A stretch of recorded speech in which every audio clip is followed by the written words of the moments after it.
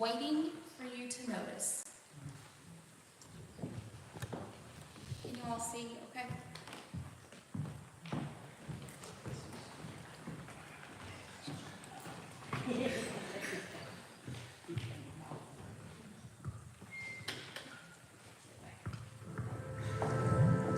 Her story begins like any other. She desires relationships that are safe, supportive, affectionate. But what she took for love turned manipulative, violent, controlling, isolated, lost into a world of trafficking. Because buyers pay traffickers to supply younger and younger children.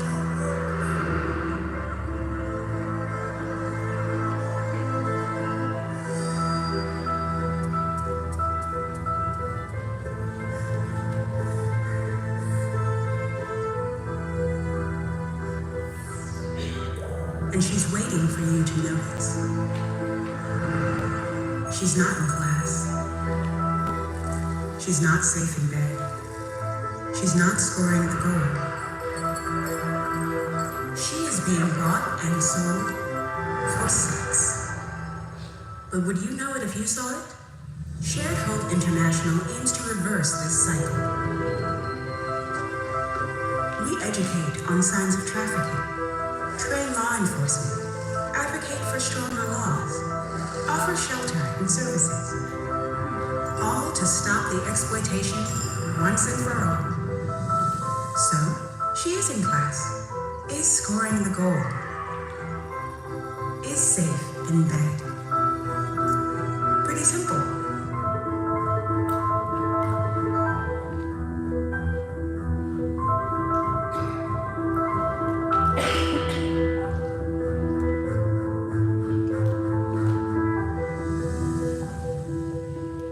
That's just a brief little snippet, and I know it's cartoonish, but it has a powerful message about what trafficking is and how it starts. But it is a huge underbelly. There is so much that is behind and beneath and around our communities about what trafficking is. So today we're going to focus on what it is, how it happens, who are your victims. We're going to look at some of the money aspects of it, and then we're going to look at ways that you can identify and then things that you can do to help prevent. Pull up the slide deck for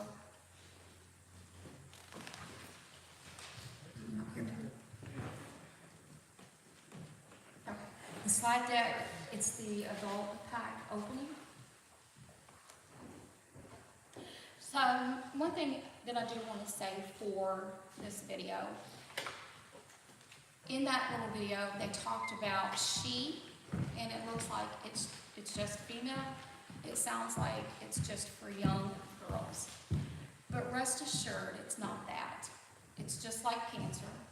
Human trafficking affects anyone and everyone. No one is beyond the control of it. And it happens in times that you don't even realize.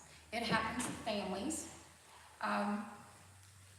Think about when you're younger and in your families, you know, your parents teach you things. They teach you how to behave and so forth. Well, unfortunately, there are families who teach their children that it is okay, or it's normal, if you will, that dad, uncle, brother, whomever is touching, or maybe it's aunt, or, you know, another child. They teach you that it's normal, so you think that it's normal behavior. This is what we call grooming. This is one of the techniques that is used in trafficking. Is they groom the victims so that they bring them up in a way that they think things are normal. So for government, if you will, sex trafficking is one form of trafficking seen in the United States. Worldwide, it is $1 billion industry. The federal government defines sex trafficking as the commercial sexual exploitation of a person through the use of force, fraud, and coercion. It occurs when a person is induced to perform a sex act in exchange for something of value to themselves or to their trafficker. And that might look like a place to sleep, food, water,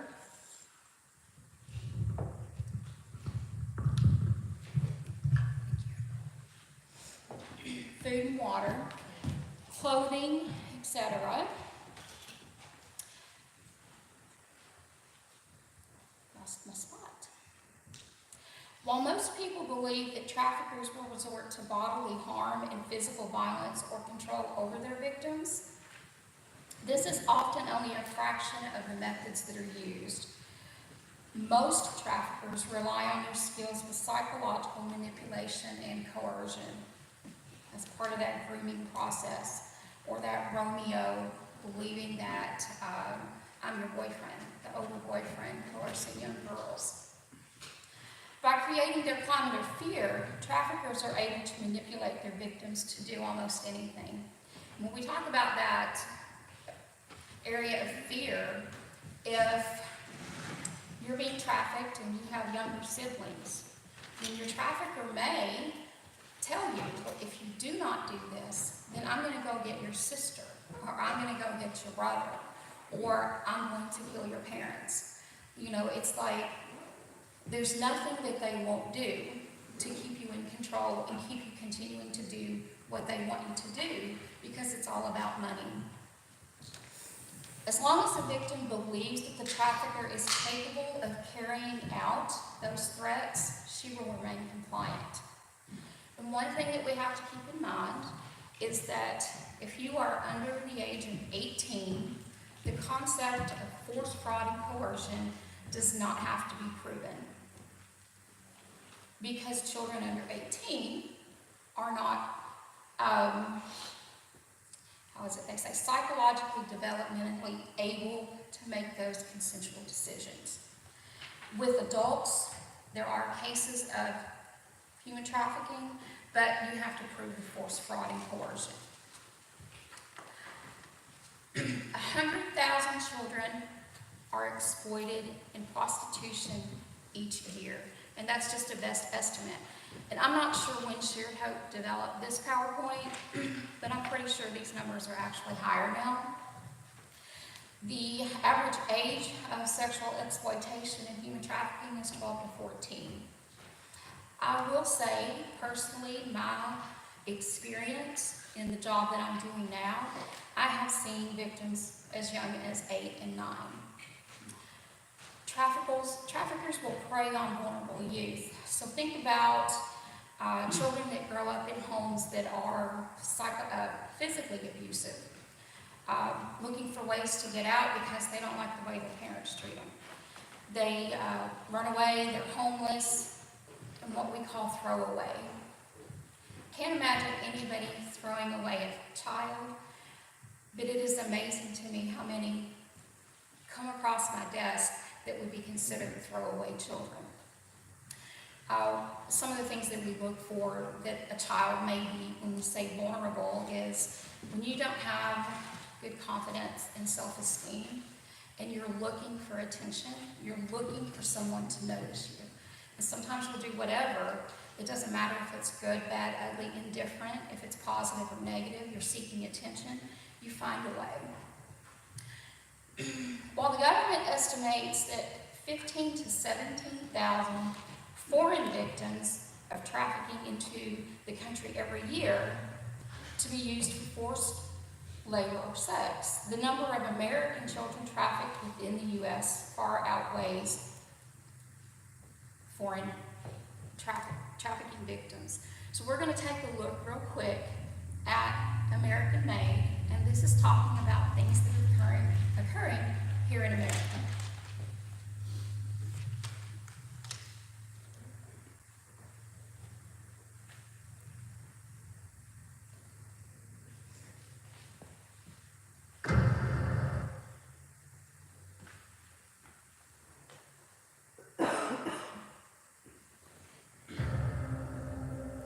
Across the globe, children are victims of sex trafficking, sold to meet a demand for sexual services. This horrific crime happens right here in the United States, and each year, thousands of America's children are lured into sexual slavery. It was the things that he said were things that I've never felt before. I was actually felt like I was loved by somebody for the first time. And I put all of my trust and all my faith in him. And the way that he got me was he told me, let's go for a ride. I gotta pick something up in Indianapolis. And he said we were coming back that night. So I drove with them out to Indianapolis, and when we got out there, that's when he told me we were coming back. Those who profit from this form of modern-day slavery do not discriminate, and the victim can be anyone's child. In the United States, the average age of recruitment is 13 years old. When I turned 12 years old, I started street prostitution. I had a pimp. We were all under 18.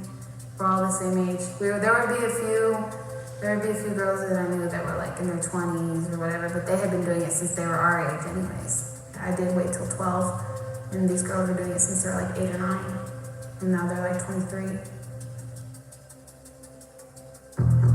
Do you know how many people get kidnapped? You know, most of our clients have been kidnapped many times by pimps. I was thrown, in a car kidnapped by a pimp before too. They see you, they don't think you're with someone, or they don't know that person. They kidnap you and they beat you and they force you to go with them. And that's selling. They sell you to other ones. The same things that happen overseas happens here, and we need to understand that. It's not always just the poor kids. A lot of times it's the really rich kids, and you're like, what are you doing out here? It's because their mom and dad are never home. They don't care about that. Young victims are beaten, raped, and held in physical and psychological bondage. Fearing for their lives, they are often too terrified to run away. He would beat me with broomsticks, handles. He'd burn me with candles. He would take metal hangers and beat me with them, or poke me with them, belts, anything that he could get his hands on, he'd beat me with. The one time he had beat me so bad that he had ruptured my spleen and had put me in the intensive care unit. So it's like, once you knew that he could almost kill you, you'd rather do what he says than to get beat again. Shared Hope's human rights investigators have uncovered an underground market for America's youth, a market that is driven by demand. You pay the price to get what you want, I get it for you. Really? Now, if you want something really young, that $200 cost you just cost a little more than that. Sure. How young you talking? Talk to me. Well, how young do you have? Well, I don't have nothing younger than 14. Okay, now 14 is good. Okay. Yeah, that'd be great. So the girls over there cost 2, is that That's the women. the women? Now, if I told you 2, and you want something younger, I tell you just add something to it. Just tell me, you just pick a figure to that. Well, I guess, what, 3? 3. You do 3, you got it. Our children are being sold, day after day, like product, all to meet the demand for paid sex. I want to show them and tell them like what it feel like to be that hoe, to be degraded all the time, to be hit on, to be manipulated, to be sold all day, every day. Who was there to stop it? Nobody was there to stop it.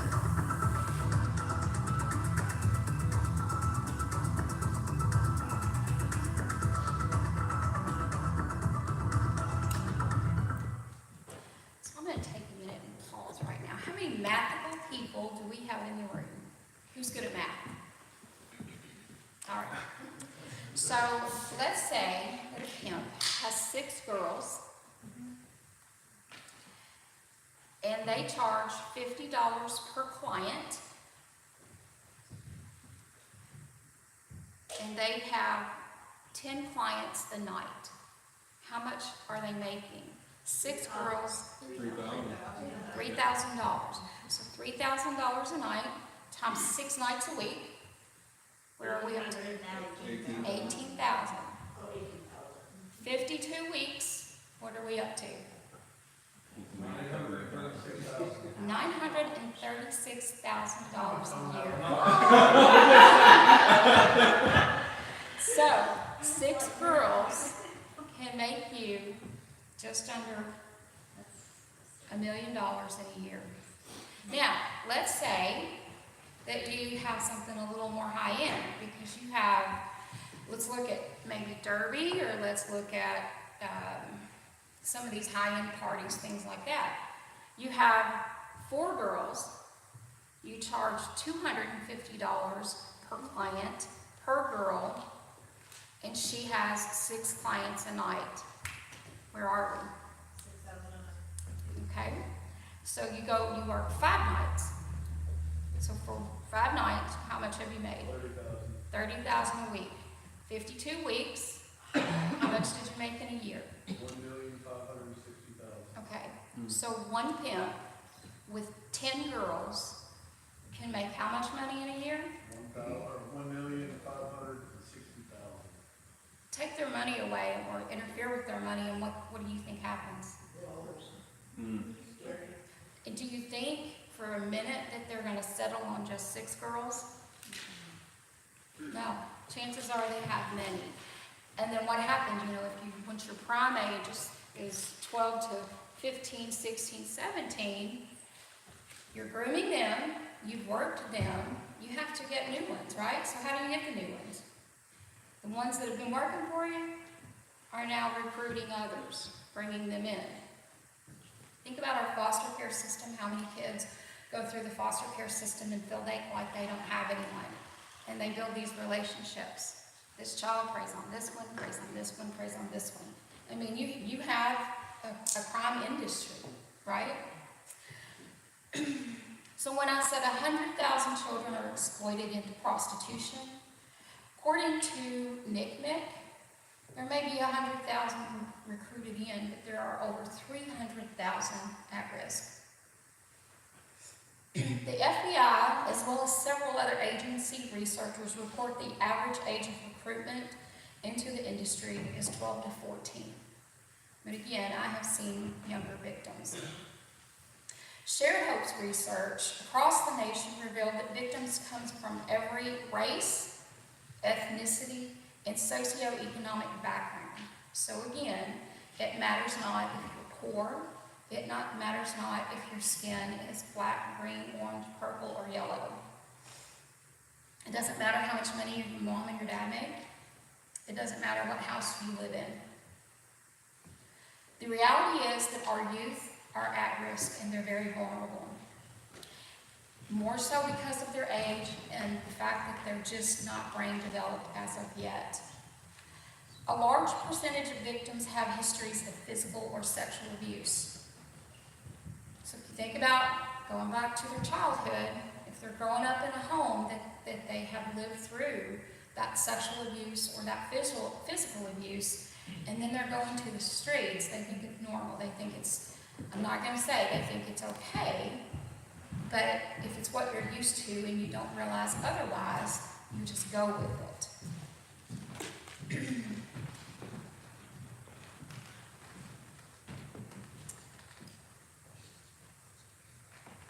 Think about, as a kid, when you feel lonely and if you feel like that you don't have anyone. In today's society, they go to the internet. They're looking for a way to fill that void, that loneliness. So most minor victims, do you have the PowerPoint up? We should be on slide 4.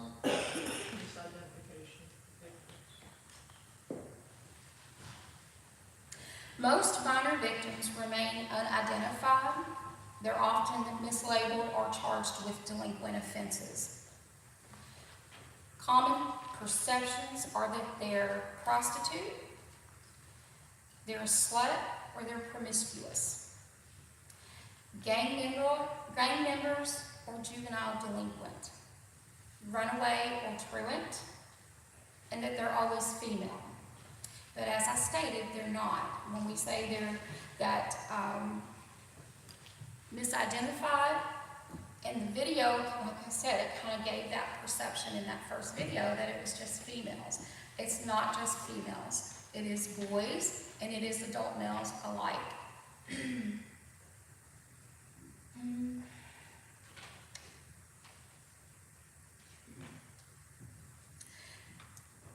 Thinking about what's one way that a child is controlled by a parent? What's one way that a child would be controlled by a parent? If you want your child to behave when you're somewhere, what do you typically train them to do? Step away. Sit down, be quiet, don't talk, don't look, don't do anything. So sometimes these victims, let's say maybe they present to a hospital for whatever reason. The traffickers take their ID, they have control of everything. They don't let the person speak for themselves. So, it's like this victim who has been trafficked horrendously for however long presents for a medical condition. But her trafficker won't leave her alone with medical staff.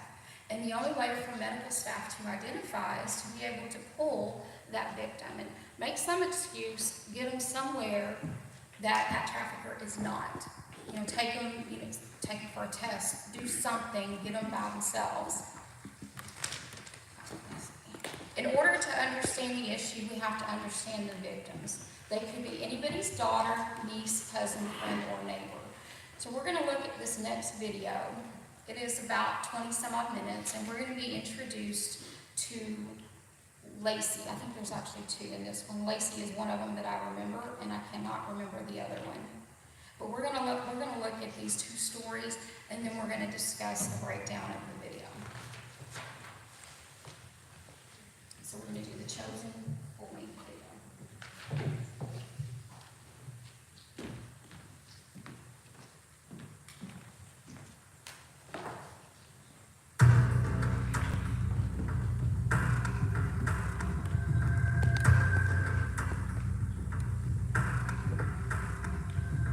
We're working what we have, and I was like, what do we have? And she's like, your body. I didn't know about sex trafficking until I was in the middle of it. After a while, you just kind of get used to it. Like, everything that goes around just doesn't seem out of ordinary to you.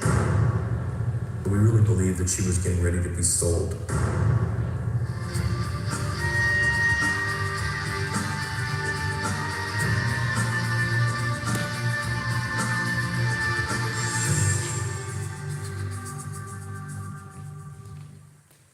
So, Brianna, how old are you?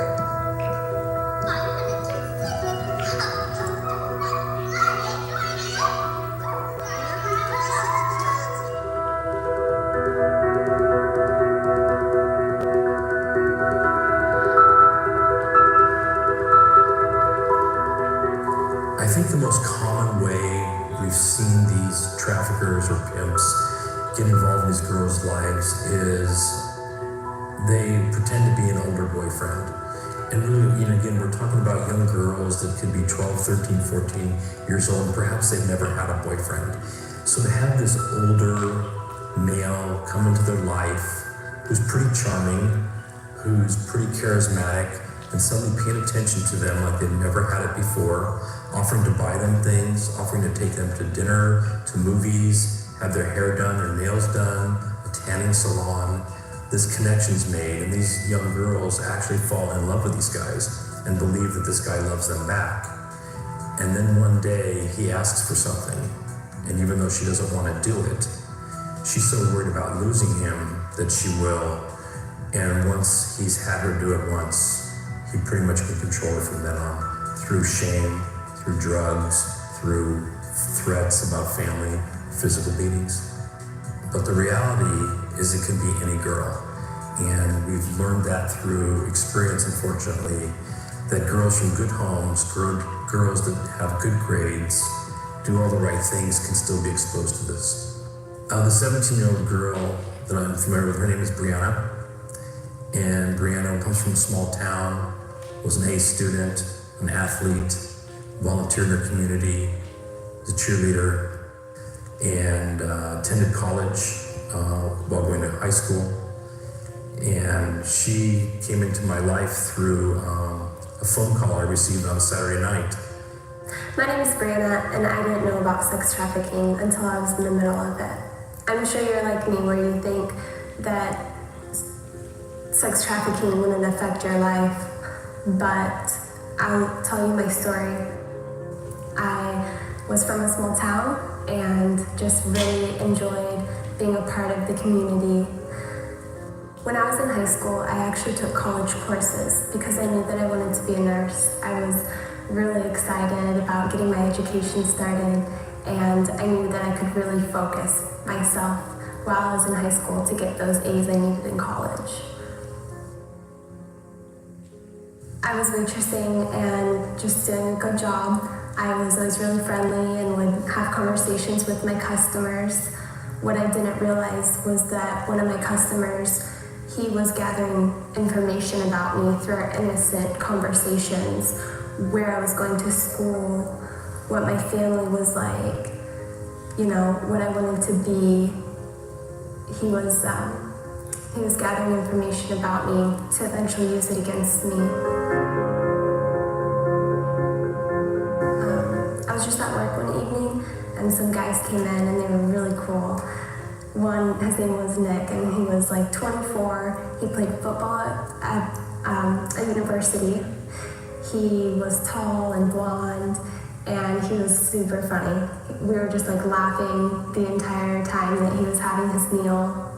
He told me that he was from Seattle, which I thought was just a coincidence.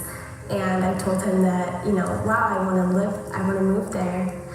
And we were just flirting the whole time, and he was telling me how beautiful I am and making me feel good about myself.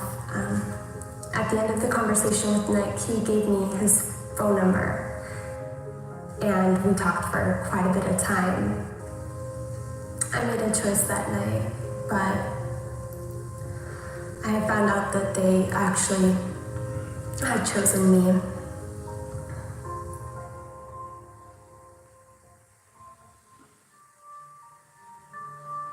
When I decided to go up and hang out with Nick in Seattle, I couldn't tell my parents because they wouldn't let me. So since he was older, I had to make a lie to get around my parents. So I told them that I was going to hang out with my girlfriend for the day. When I got to Seattle, I pulled up to a gorgeous house. It was Victorian style, and it had a lake view. I was blown away. I didn't realize that when I was meeting his friends, they were actually shopping me. And they were seeing if they wanted to buy me, or if they knew somebody that might want to buy me. So I didn't realize that his friends were traffickers too. And he was so smooth and came off so sincere and genuine. When I asked him how am I gonna get a job, you know, what am I gonna do? He said, you know, you could waitress, you're good at that. I saw you waitressing, you're good at that. But how much do you usually make in a night? And I told him that I usually make about $85. He told me to put a 0 on that 85, and that's how much I could bring in a night with the job that he knew of.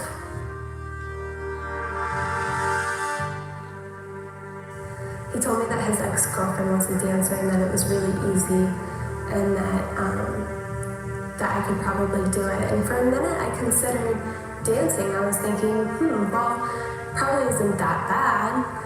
And then he said, okay, let's go to the strip club. I felt like if I didn't go to the strip club with him, that he would look at me as just a child, as a kid. You know, here I am, I'm 18. I can go into a strip club at this point. And it was kind of like,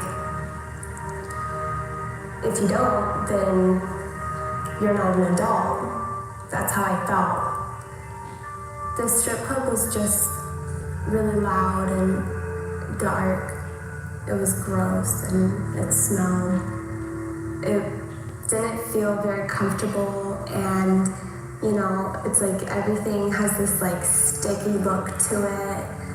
You don't really want to touch anything because everything's got germs on it. I felt kind of gross that I was even in there.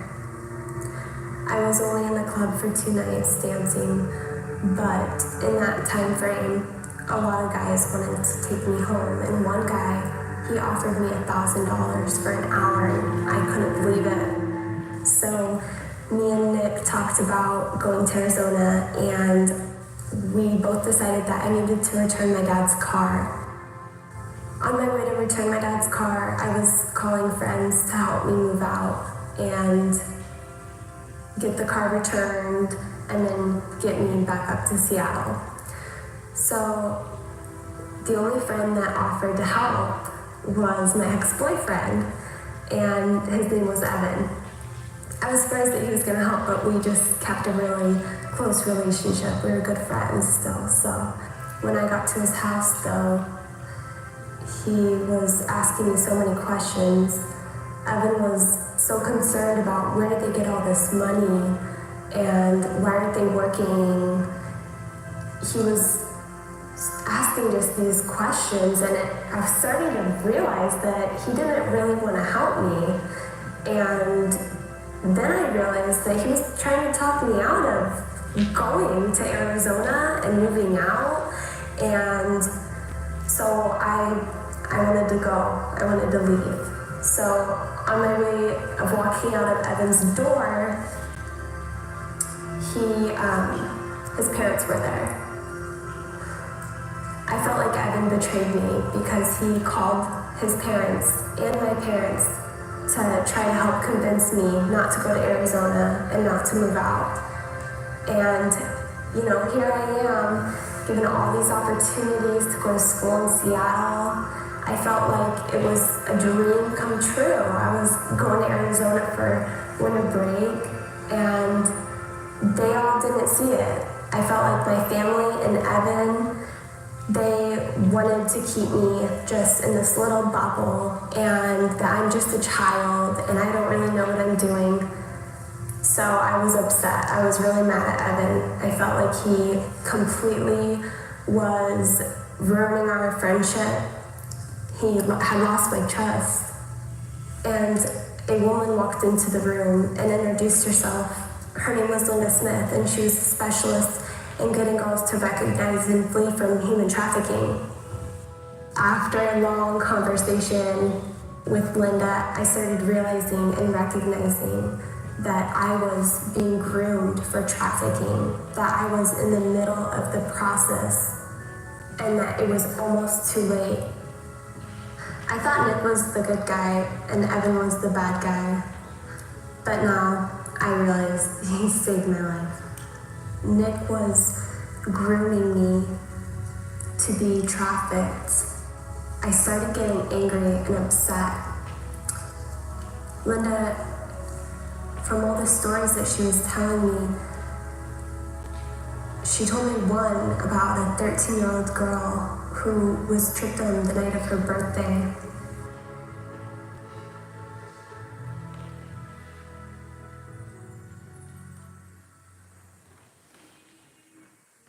Monday through Friday, never wanted to miss school. I love school, I love being around my friends, and my science class was my big thing. We were walking down the street, coming back from the little corner store, and there was these white guys out there, saying, yeah, there's a party. You guys should really come, and you guys would have fun. We were like, okay, well, we're going into 8th grade, we might as well get our first party on. Let's just go have fun. It was just a quiet neighborhood. And so we were like, it's cool. I mean, what could possibly go wrong? So we were like, yeah, this is harmless. It's like one of those ones you see in a movie. It was fun. And I was sitting on the couch just listening to music. My friends were off dancing and stuff. And some really cute guy comes up and starts talking to me. And I'm just sitting there. He was really persistent on talking to me and trying to get to know me. He was 23 or something like that. I was at Starbucks ordering a drink, and he had said, hey, do you remember me? And I was like, nope, sorry, nope, don't remember you. And he's like, okay, well, I'm pretty sure I remember you. You know, I was like, okay, whatever. So I gave him my number, and we talked for a little bit and hang out. And we'd go to like movies and malls, trips and stuff like that. And it was pretty cool. Like, I'd never had a boyfriend before. So it was like cool. Like, he bought me a dress, and it was like, just like really special to me. It was like I felt like I was like a princess, like a queen or something. And he used to call me his queen. You know, I started thinking, you know, he really did like me, and listening to all the dreams he was like trying to sell. He wants to marry me and stuff like that. And he can't wait for us to move in together and have a life. He kept saying that he needed money and he was going to lose his cars and his house and stuff, and he's not going to have anywhere to go. So I was like, you know, I'll help you, whatever. And so we went to the strip club, and like, it was just like super uncomfortable. So I went out of the room and he started yelling at me like, and I was like, I'm not doing that, I want to go home. And he wouldn't let me go home till my shift was over. I was 13 when I started in the strip clubs.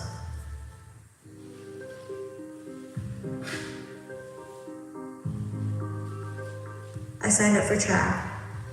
And during track, like, I just kind of not go. And I'd go spend them with him or whatever. And then I started going to strip clubs for him.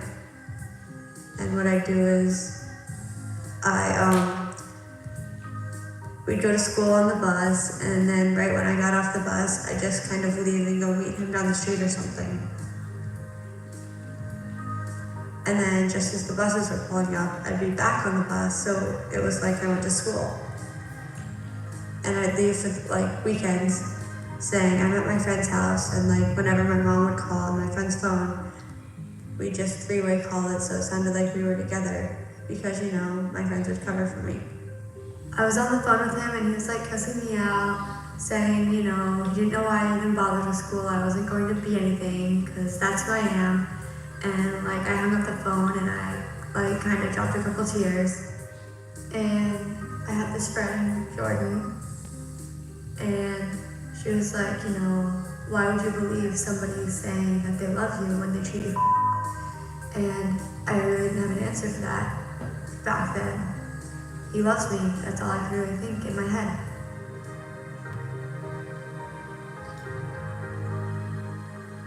And that night, my first night, I got in the car with 3 people.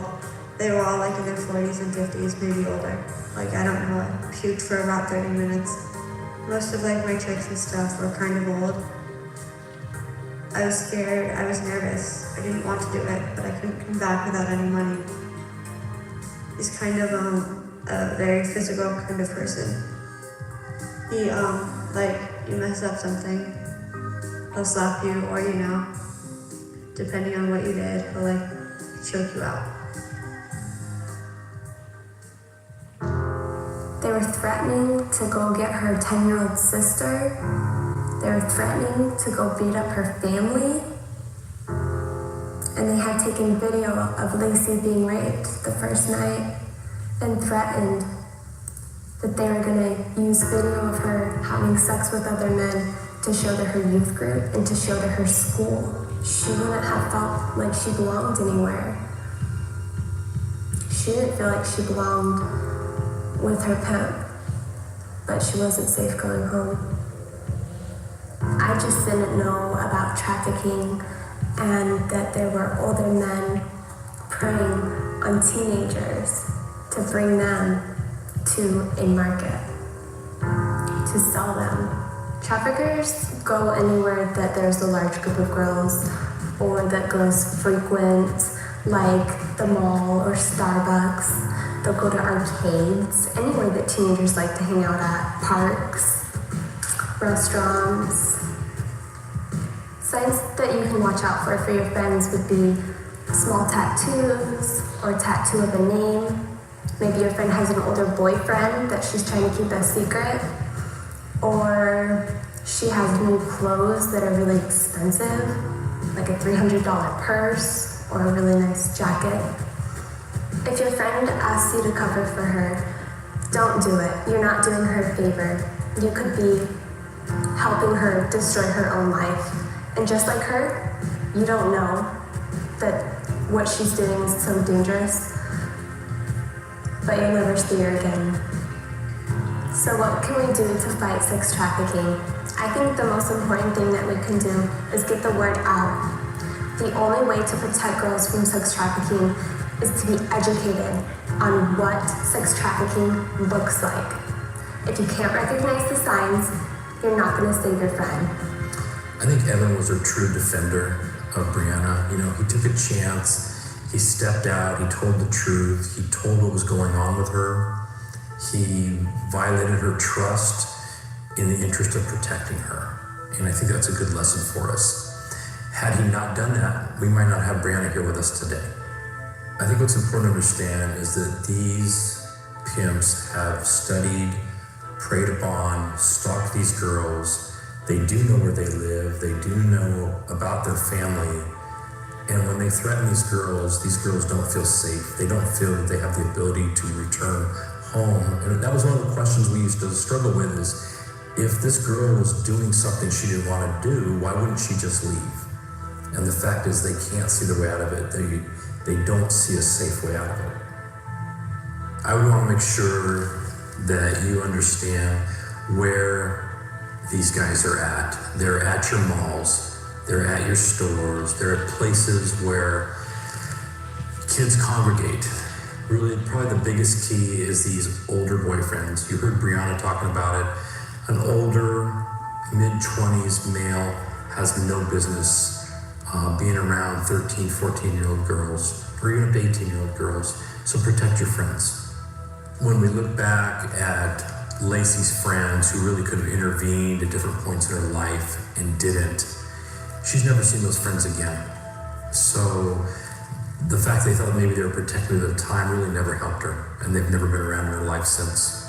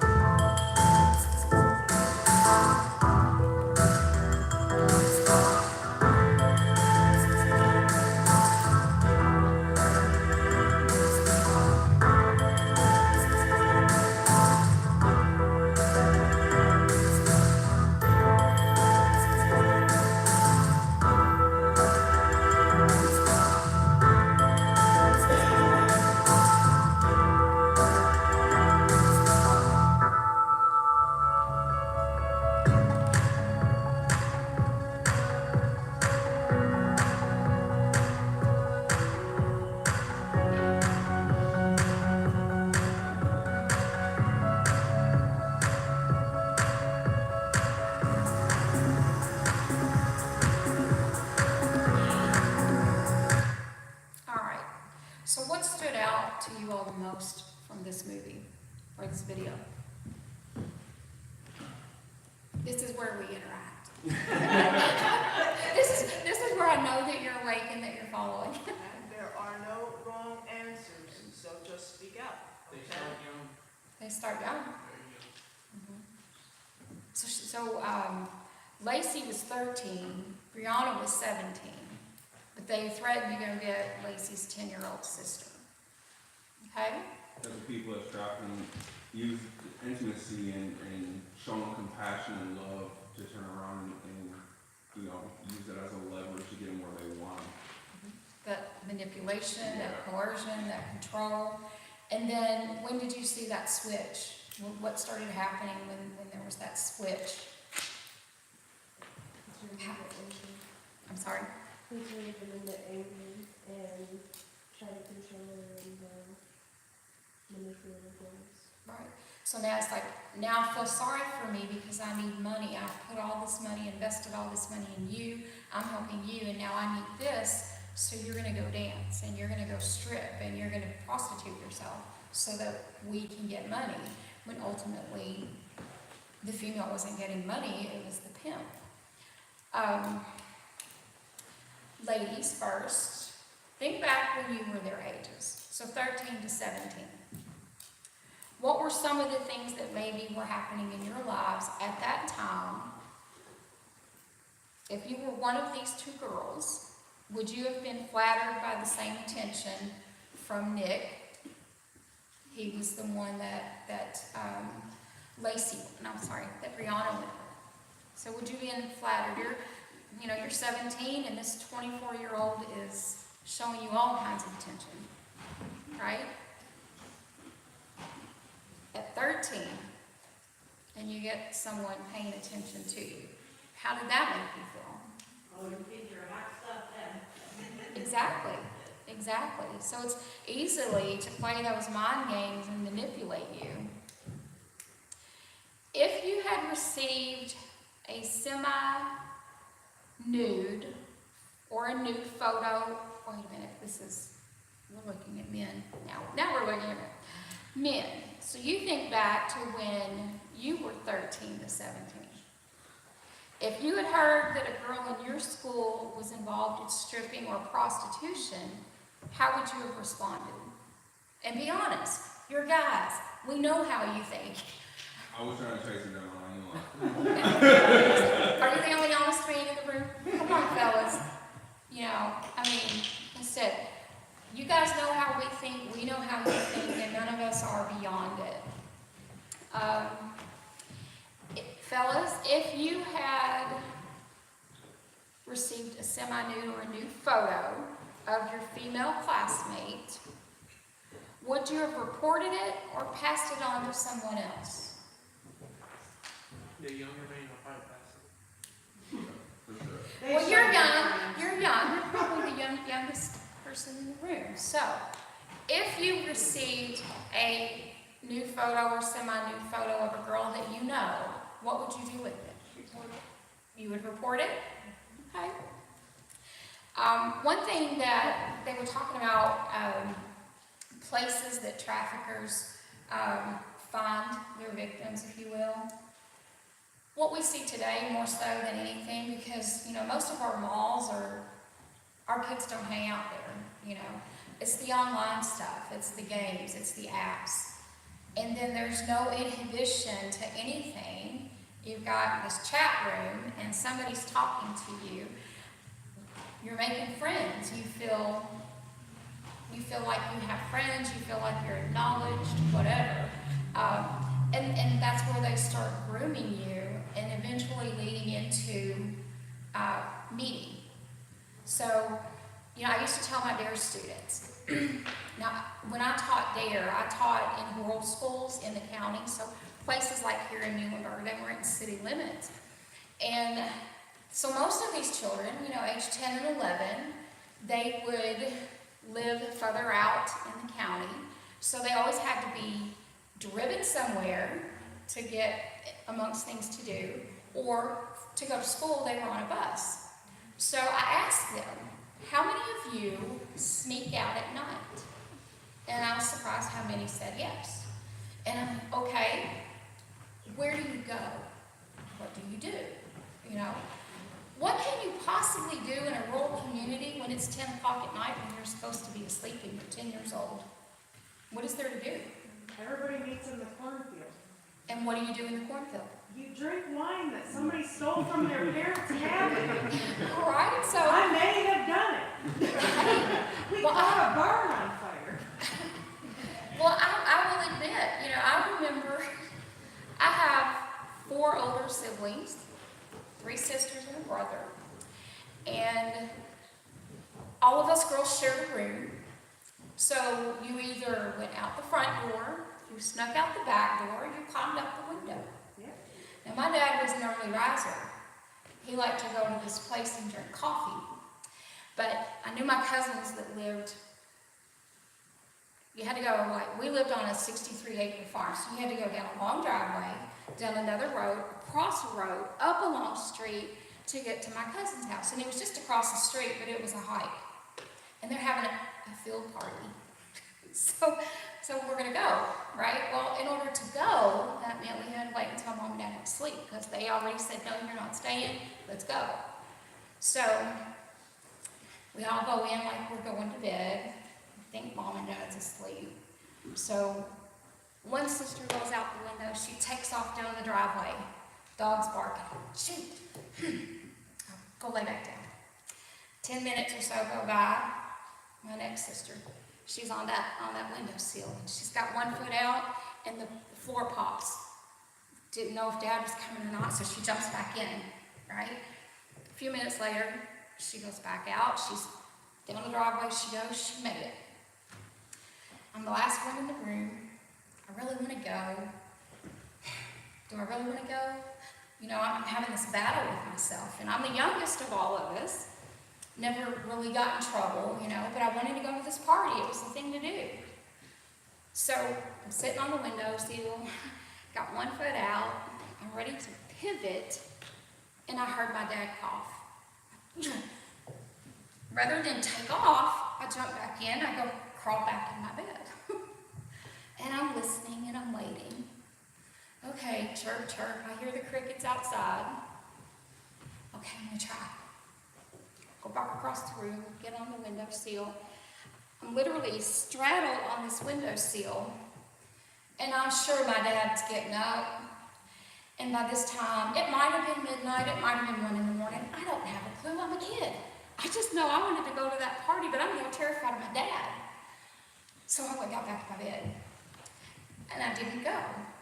But then I hear all these little things that, you know, that happened. People getting drunk, drinking the wine, doing all the things, doing all the drugs. And I thought, you know, for me, it was, this isn't something that I want in my life. You know, a couple years later, these same cousins, you know, well, they're having another party, spending the night with my cousin. And, you know, reflecting back on this time, the realization for me was that my cousin was grooming me. Because what she was grooming me to do was, it's okay if this guy wants to kiss you. It's okay if this happens. It's okay if you do this. All the while she's telling me all of these things, I'm feeling some kind of way. But I want to go to this party. I want to be part of things, you know. It was important to be a part of something. When you're the youngest and you feel slighted, you feel like nobody pays attention and you're feeling left out because you're the youngest, you know, you very simply get pulled into things. So here we are at this field party, and there was a lot of people, there was a lot of drugs, there was a lot of alcohol, and I don't know how old this guy was, but to me he looked, I would have said probably late 50s, early 60s. But now me, I'm pushing 60 myself right now, so I don't consider that old, right? But when you're, you know, 12, 13, 15, and you have a person that could well be your grandfather, in essence, or your dad, your grandfather, whatever, and they're trying to kiss you, ooh, no thank you, I'm out, you know. These are the kind of things that we get into that we don't realize what we're getting into. And these are the kind of traps that happen that young girls and young men get pulled into. Because before you know it, you know, yes, they talk about kidnapping, but more often than not, it's going to be somebody that you know that may traffic you. It might be your mom, it might be your dad, it might be your brother, it might be your cousin, it might be your pastor. Don't do it to him. It may be the police officer that sits next to you in church. Say it again. I amen you, sorry. I'm just saying, you don't know who your traffickers may turn out to be. Anyway, going back to my youth, my kids, I call all of my dear students my kids. I call all of the youth that I mentored and worked with for 9 years at summer camp, my kids. And most of these kids are now young adults. Some of them have their own children. So I think about where I was during my age of 13, 17. And I think about the things, the choices I made. You know, do I smoke pot? I have to admit, yes, I tried it. And I decided it wasn't for me. You know, others, you know, like I said, others, you get trapped in it because you don't know. Excuse me, do you think that media and the music has any effect, on what's happening today? Well, sure, absolutely. You know, that's going back thinking about where do you meet traffickers? Where do they find you? Well, now it's more like the online stuff because they're in the chat rooms. You're playing what is it, Roblox or Kicks, or what's some of the games that you play? Some of the apps that you might have. Fortnite, I've heard that one. Do you ever get these little side chat boxes going on talking to people? Is it always somebody that you know? No? So what are some of the things that you all talk about in your side chats? About what friends, games, and other apps we have. Okay. Do they ever ask you where you live or where you go to school? Believe it or not, you can say things in these chat boxes that seem innocent, that a trafficker is trying to find out where you're at. You know, if you mention, oh, hey, I gotta go, I got a soccer game. Oh, well, where do you play soccer? What's your mascot? Where's this, where that? And before you know it, they have gained all of this information. But you know, it may take a while. It won't be something real quick. It's not going to be the first time you're having that side chat. It might be the second or third. They're going to start pulling information. And before you know it, now they're stalking you. They're watching. They're learning your patterns. They're learning where you go. They're learning when you're with your parents. They're learning if you're locked at home alone because mom and dad are at work. You know, they're finding ways to get to the youth. And it's being done through trafficking online. Let's see. But yes, to your question, not just the online stuff, but yes, listen to the lyrics of music. You know, when they commercialize and really, I just tend to lose my words sometimes, but really exaggerate a lifestyle. You know, we all want better than what we had. We want better for, you know, I know how I grew up, so I wanted better for my kids, and my kids want better for their kids, and so forth. So our kids are growing up entitled. They gotta have the best of everything. You know, you want more, so you find ways to do more. So, you know, one of many things that I have witnessed and seen, and I see it regularly, is young teenagers taking photographs of themselves. And it might be nude, it might be half nude, it might be feet pics, who knows? Sadly, there is somebody out there that has this warped type of mind that those are things they like or whatever. And they don't care how old or young or whatever, it's just what they like. So maybe you're trying to make $1 and you're taking these pictures and it seems innocent enough, it's no big deal, I'll just take this picture and I'll send it. Well, until they tell you, hey, you either do this, or this, or I'm gonna tell your family, or I'm gonna put this on your Facebook page, or I'm gonna tell the people you go to church with that you've done this. And I think it was Barron County recently, there was a young man who was exploited online, and I've not researched the full case, so I don't know the whole dynamics of it. I just know that he was being coerced for $3,000. He did something, they asked for $3,000, and in just a very short window of time, this young man took his life. Because he didn't know how to go and ask for help. He didn't know how to tell his parents that he was being exploited online. You know, I don't know if he took pictures of himself. I don't know what the backstory is. All I'm just saying is that you can very easily be trapped into doing these things when you think in the front end, oh, I'm just trying to make a few bucks. So here's the next thing. So let's say you start out doing this. Parents know, parents don't know. Do they know? Do they not know? Okay, hey, it's time to pay the light bill. And here comes Dad saying, hey, you think you can sell a couple of those photos? We gotta pay our light bill. So before you know it, Mom and Dad are trafficking their own child. And yes, guys, it happens right here in our own communities.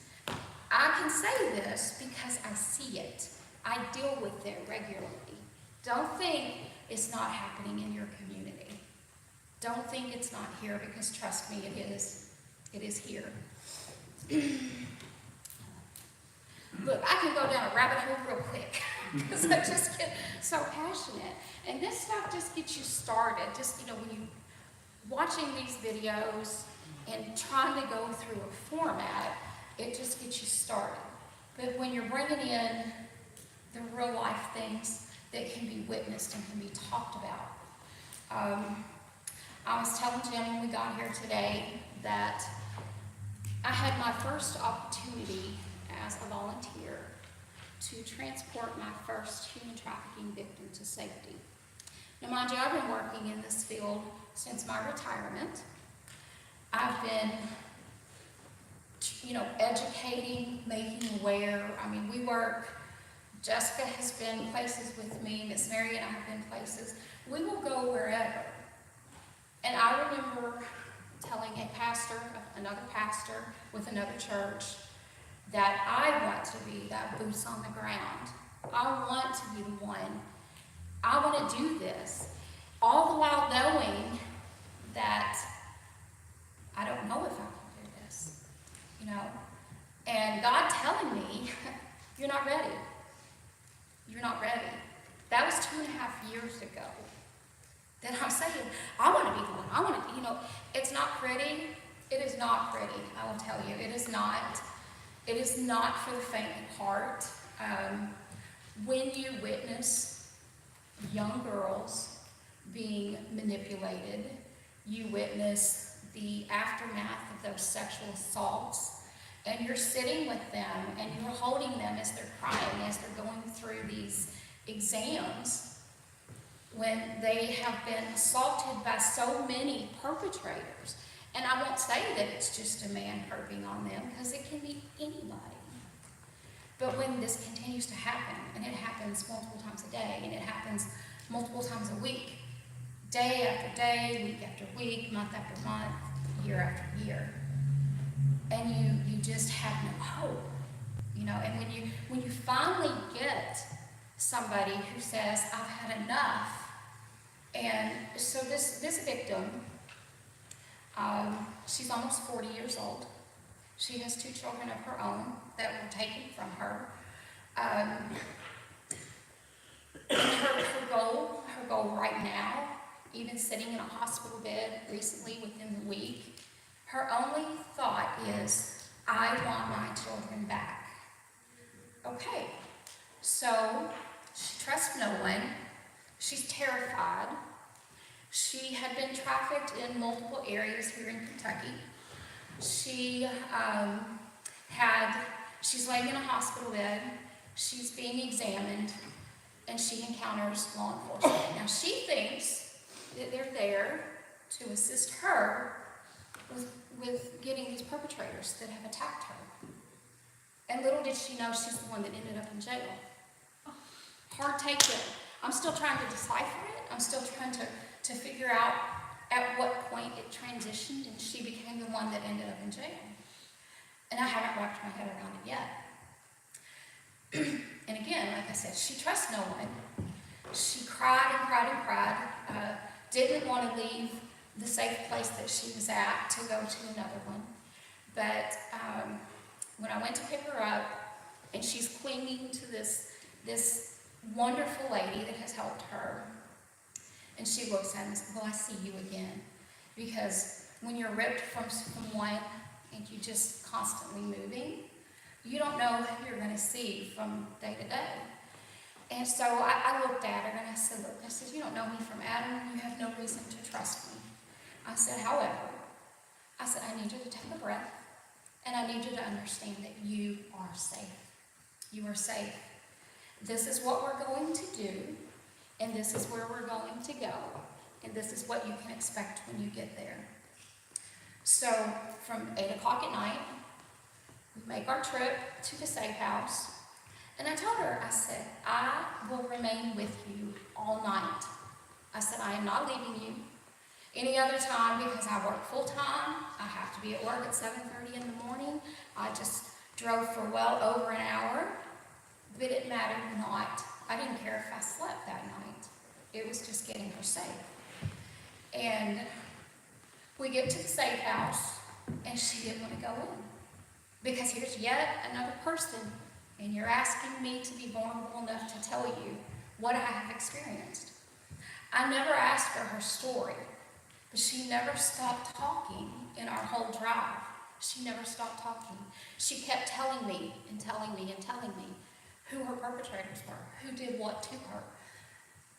The drugs, she had been clean for 6 months, and after 6 months, someone she thought she could trust has now pushed her off on yet another trafficker.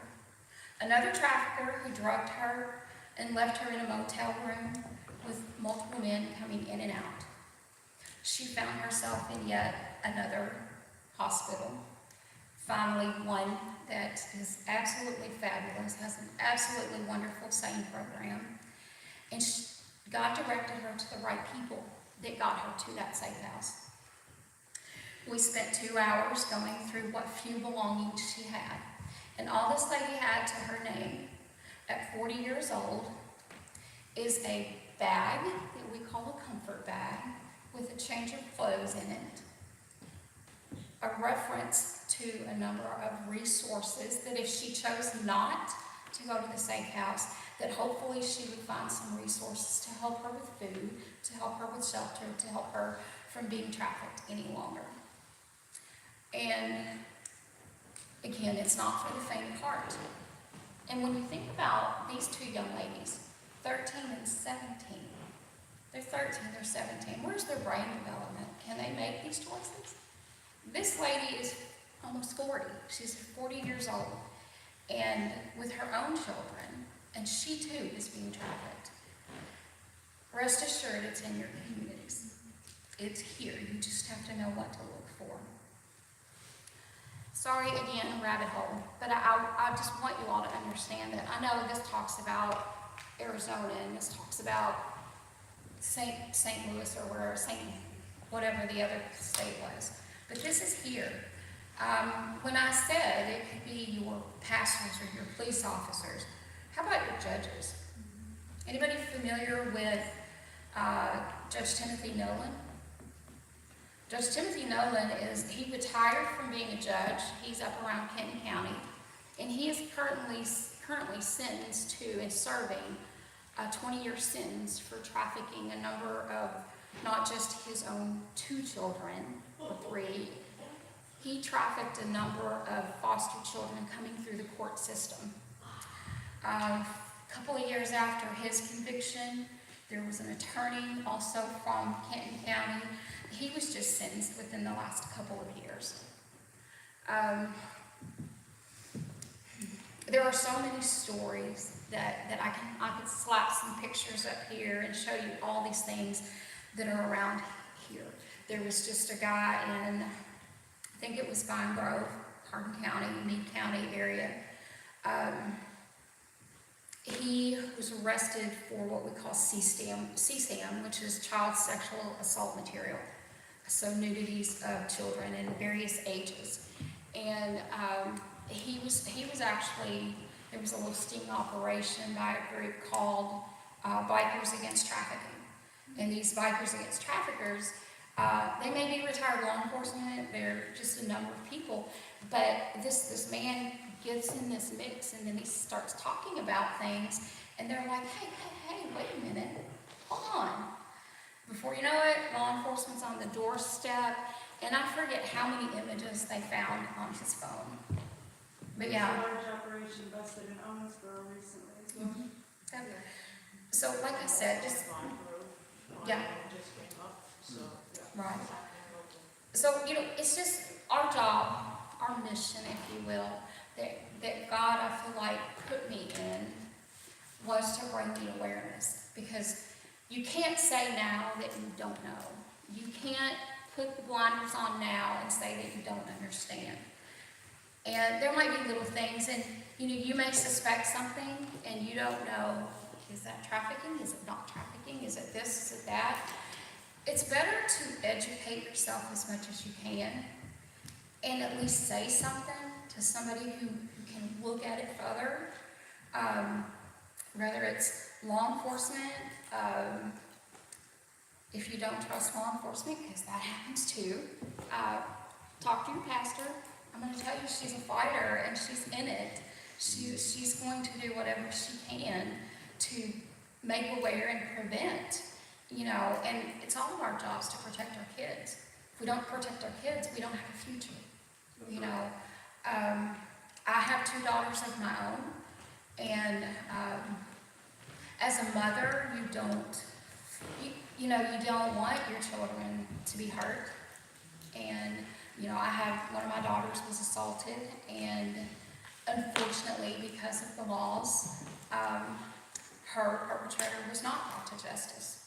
And I think, part of that fight for me was being in law enforcement and seeing it, and I couldn't even help my own daughter. But I'm going to fight, excuse my term here, but I'm going to fight like hell to help the rest. Come on, baby. I'll get on my soapbox. Are you gonna do questions at the end, or do this on? Yes, we will do questions as long as we want to. As long as you all have questions, we will do them. There is a couple more little videos and a few more slides. I think Miss Mary's going to take over for a bit. Yeah, and I'm going to interject. I'll read, and then basically going by a script, but I'm going to interject something I'll have to do.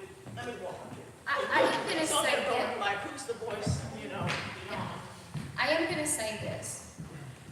We digested a lot just in this first half, and I think that the real life experiences and the knowledge that I have gained within the last 7 years is more powerful than me showing you videos and me reading a script.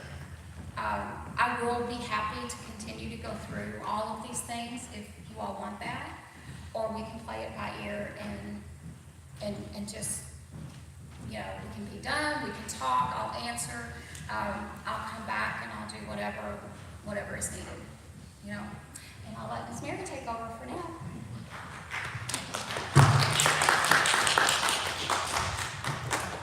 Okay, I'm going off script, but I believe we're going to go back on script. But in order to cover something that she brought up, familial trafficking is what she was talking about when a family member goes ahead and they will traffic their own child. If you put those the pictures up for me, I'm going to show you the ones that I have dealt with there in Thailand.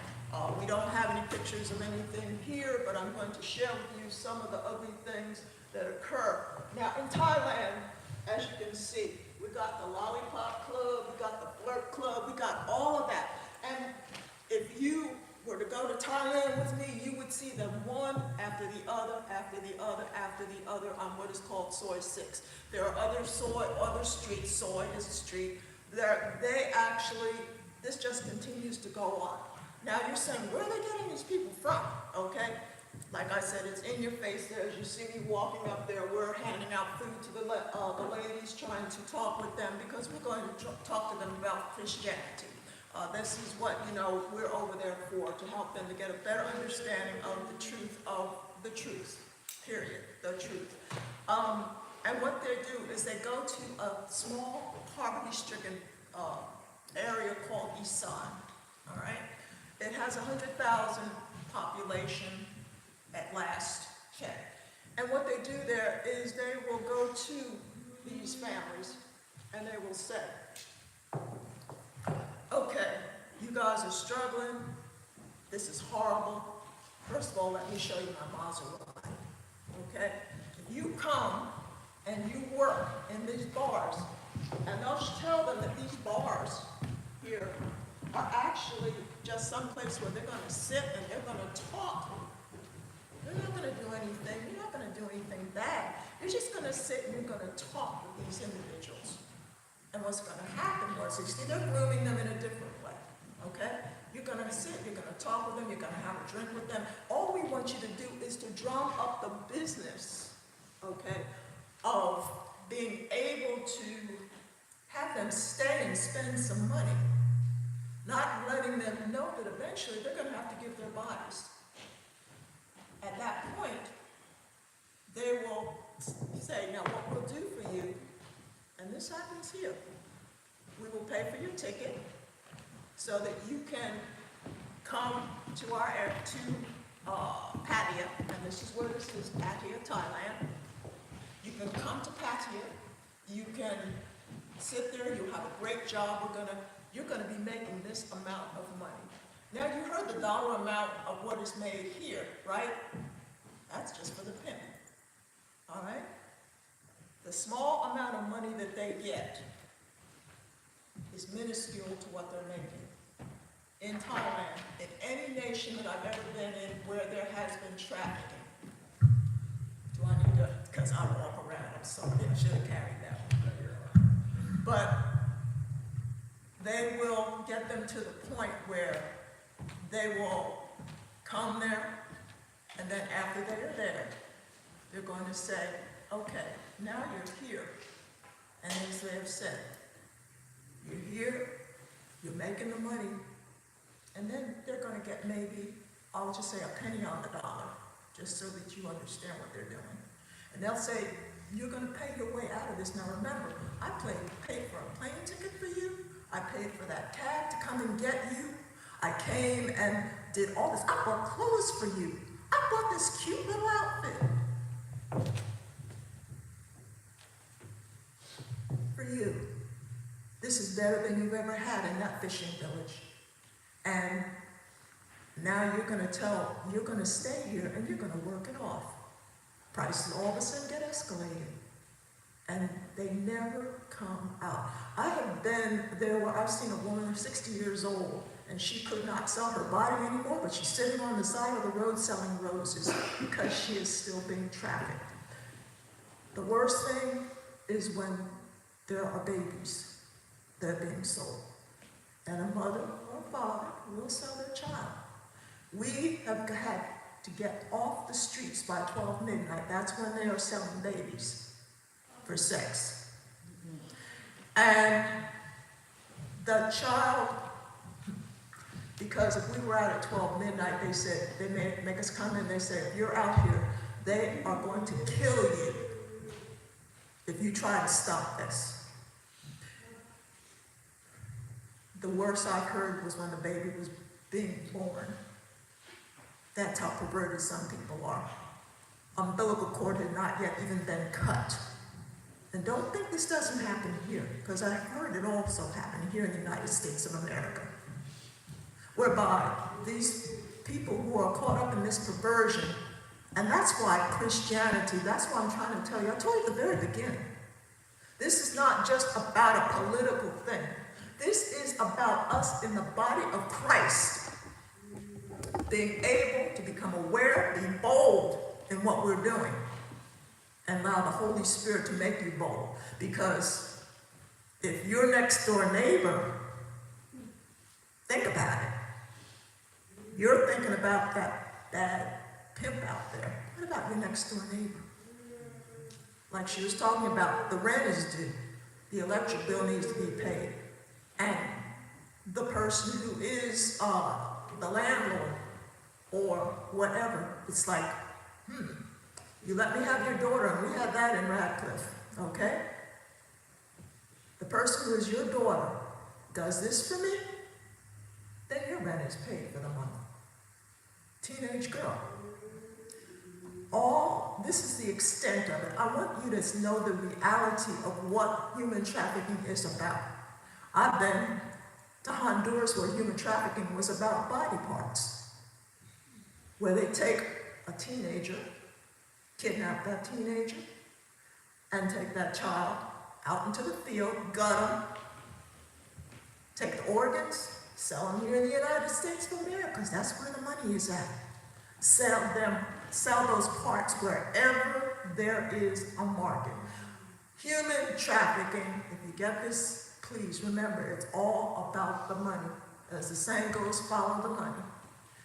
But you must be bold in what you're doing. Do we have, let me just put one more picture if you would. Either way you want to go with it. Okay, that's us helping them out. You can go one more. This is us. What we do out there. Sorry, I'm a walker. What we do out there is we will even buy their time. And I did not give you a picture of that. We buy their time. So that way, we are taking them somewhere. We're taking them out of that bar for that period of time so we can sit and talk with them about Jesus. And do they come out right away? No. No. But we give them something. That's why I have my Bible app on my phone. After we're finished with them, I always say, now I need you. You're not coming out right away, but I need you to download the Bible app. Because I'm going to tell you this, no pimp knows. When you're looking down in there, when your boss, you're in that bar and you're sitting there, your boss does not know when you are looking at that phone if you're getting more business or what. So if you have the Bible, I said, at least this will help to carry you through until the next time. And then there are times we're able to buy them out by, the person who is their trafficker, to buy them out of that situation. But again, it's you can't even imagine unless you see it. But I want you to try to. Think of your child, think of yourself in a situation, example, whereby if you try to get out, and there was this young woman who we were working with. She texts the person who had been working with her and says, I think my time is done. 22 stories he threw her out of that window till she hit the ground. This is real. This is the heart that God gave me. Bonnie, Jen, all the people. This is what is going on, and it's real. It is not TV. This is life. And it's important for you to get as much education as you possibly can. This is just what we're touching on today. This is just the surface. This is just the surface. We're going to give you information how you can even go online and take a course. We can connect you with people. And if you, even though you may say, well, Miss Mary, that's all good, you can get involved with bags of, things that will help when they come into that facility, and they need soap, they need underwear, because I'm going to guarantee they don't have any. All right? They've been used and used and used and misused and abused. Remember, she said, what was it, 10 times a night or something like that. And this is what is going on. Do we have one more picture? Did I stretch it out? This is it. We tried to distort the faces, but they're sitting there in their little skimpy outfits, and this is the part I forgot to tell you. The people who are in the business, they're not Thai. They're Americans, British, Australian, okay? These are people who have been over there and have started their business. Some of them are from our former military, which I'm ashamed to say. They are former military. But they have set up these little brothels, one next to the other, and they're taking advantage of people in their poverty. And that's usually in that area where that's going to come from.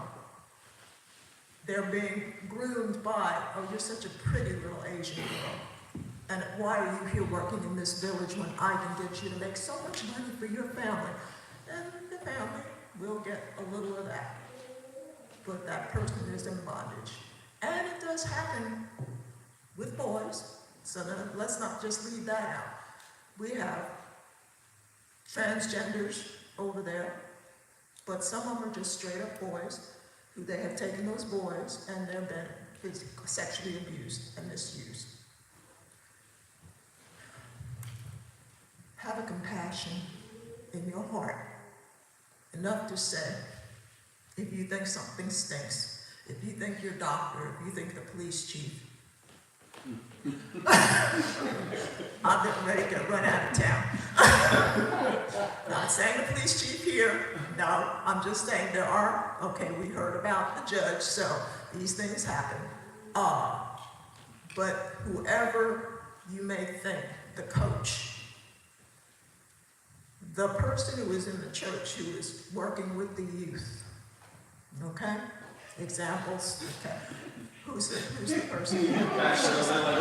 She said, not me. No, definitely not you. Because I think I met you 3 times. And I could see her pounding somebody. You know, it's like, no, let go of that child. But all the ones you would not suspect. No, don't go around with this mind of, I saw him look at her. Okay. But be wise. Watch the symptoms. Watch what's going on. Watch if the person is around that person a bit too much in an intimate situation. Watch. Yes. Think about it. Pray about it. That's what we have. That is what we have that the world doesn't have. Yes. Pray about it. Holy Spirit will quicken you in your spirit. And then, from that point on, if you think something's wrong, see something, say something. Yes. Okay? And that's just what has to happen. What the worst, the person who is over human trafficking task force here in Kentucky, Ricky Lynn, he said, so you call the police on your neighbor. He said, and the neighbor knows it's you. And the neighbor didn't do anything. You walk over and you say, I'm so sorry about that. Would you like some coffee and some pie? Come on, we're going to heal this up. But if the neighbor truly has a heart for protection for a child or whatever, that neighbor's going to say, okay, yeah, I am a little ticked off with you, but I'm glad you did it because if it was my child, I want you to do it. All right? So that's why be bold about it. Don't be scared about it, but also don't make up something because your neighbor irritates you. All right? Okay. So, do you want me to go on with this part, or you want to do something else? You're going to wrap it up. We're pushing an hour, so I think we're going to modify just a bit. Is it just an hour?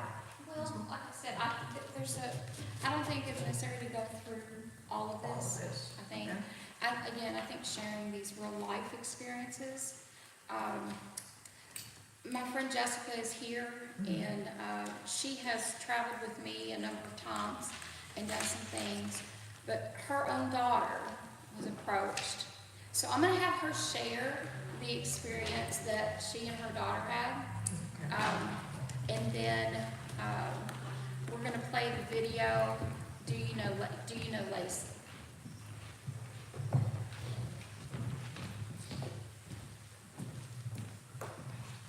Hey there. I didn't plan on this, so forgive me. So thankfully, I have been with Bonnie many places. I joke around that she drives me everywhere, but I'm glad she does because my daughter hears about it too. And she called me one day. She was shopping with her dad at the mall in E-Town. And a guy came up to her while her dad was trying on clothes, came up to her and said, hey, what'd you buy? And who bought it for you? And just started making weird conversation. And she immediately called me, and I immediately called Bonnie, and we had a 3-way call. And the guy had on a Taco Bell t-shirt, but I'm pretty sure that it was suspicious. I was suspicious from it from the beginning. I also Uber in E-Town. Yes, there's Ubers in E-Town. Or Ratcliffe. And I picked up this girl one night. And I wasn't familiar with the area I was in, and I asked her, does this neighborhood, does it loop around so I can get out, or do I need to turn around? She said, I don't know, this is my first time here. The place she was going was in Louisville, in a trailer park, and again, didn't know the area, so I said, does this loop around? She goes, I don't know, I've never been here. Immediately, the red flags, and after I let her out, I called Bonnie, and I told her the whole story, and I just I told her to be safe. So now in my car, I have little information things for people if I run into them. So I just never know. So I just wanted to share that so that it does happen. People think that it doesn't, but it does.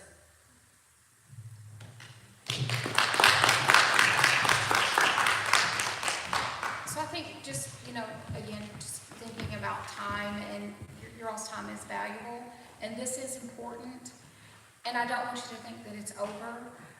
I will come back anytime. We can do small group, or we can do whatever, because we had just barely even touched anything. And I think that the important takeaways from this today is, what does it look like? What's it going to look like in your communities?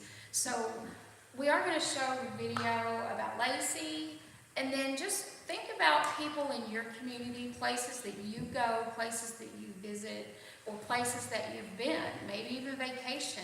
Things may stand out that something's been said today that might trigger, that says, hey, that was kind of odd, maybe that's what that was.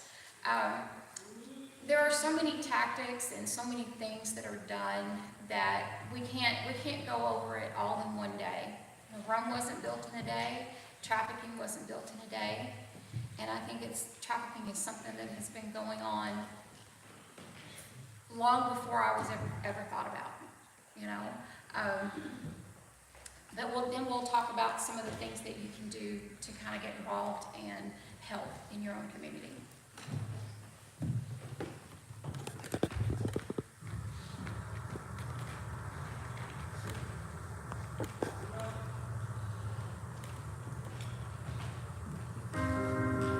Do you know Lacey? She was born in your town about 15 years ago. She lives in your neighborhood. She goes to your school. She's in your youth group. I went to a private Christian school. Wednesdays I went to youth group from 7 to 9:30. The day before her 13th birthday, a young boy known as a spotter approached Lacey in public. He invited her to her first party. We were like, okay, well, we're going into 8th grade. We might as well get our first party out. Let's just go have fun. That night would change Lacey's life forever. I was sitting on the couch just listening to music. My friends were off dancing and stuff, and some really cute guy comes up and starts talking to me. And he's like, okay, well, maybe I'll see you around. He made sure they ran into each other. I was at Starbucks ordering a drink, and he had said, hey, do you remember me? And I was like, no, sorry, no, don't remember you. And he's like, okay, well, I'm pretty sure I remember you. He continued to stalk Lacey, learning her routine and approaching her multiple times in public places. I went up to the Safeway, and we were buying groceries for moms at work, and I seen him there too. Lacey had no idea these encounters were intentional. She thought it was fate, so she agreed to get together with him. We started going on little dates, fake dates. I started thinking, he really did like me. This dating period was used to gain Lacey's trust. What I do is we'd go to school on the bus, and then right when I got off the bus, I would just leave and go meet him down the street or something. Lacey continued to see her stalker, and he slowly began to manipulate her more and more. He got me a dress, and I just simply fashions and things. I felt like I was like a princess, like the queen or something. And he used to call me the queen. Stop, go, are the only signs she knows. She's trapped. He kept saying that he was minute, and he was gonna lose his cars and his house and stuff, and he's not gonna have anywhere to go. So I was like, I'll help you or whatever. And so we went to the strip club. She had no idea that helping him meant he would rent her body out to lustful men of all ages, from all walks of life, night after night.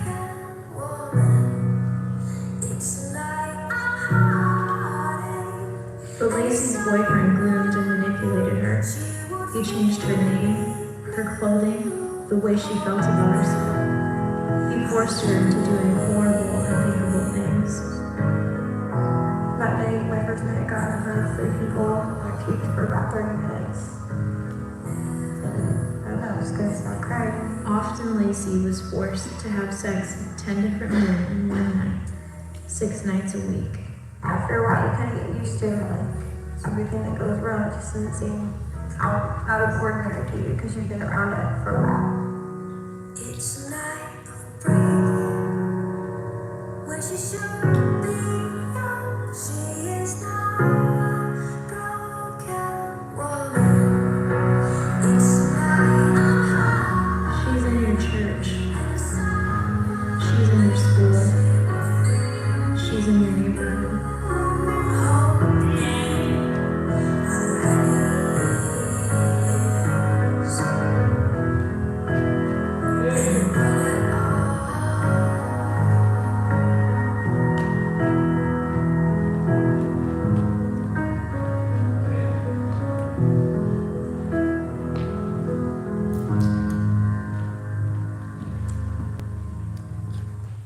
Okay. So,